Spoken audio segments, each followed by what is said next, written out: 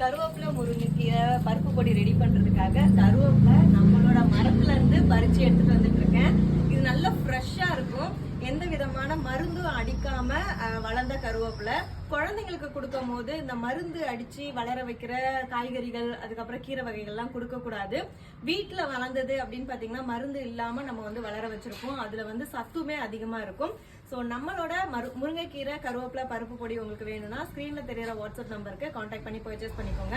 இந்த பருப்பு பொடி எப்படி நீங்க சாப்பிடலாம் அப்படின்னா இட்லி தோசைக்கு வந்து நல்லெண்ணெய் ஊற்றி தொட்டு சாப்பிடலாம்.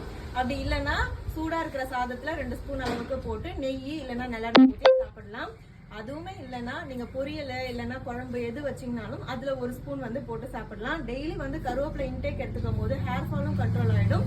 உங்களுக்கு உடம்புக்குமே வந்து எதிர்ப்பு சக்தி வந்து நிறைய கிடைக்கும். இந்த ப்ராடக்ட் வேணும்னா சீக்கிரமா மிஸ் பண்ணாம ஸ்கிரீன்ல இருக்க வாட்ஸ்அப் நம்பருக்கு கான்டாக்ட் பண்ணி பர்ச்சேஸ் பண்ணிக்கோங்க. இருப்பதை வைத்து இன்பமாக வாழலாம். தேங்க்யூ.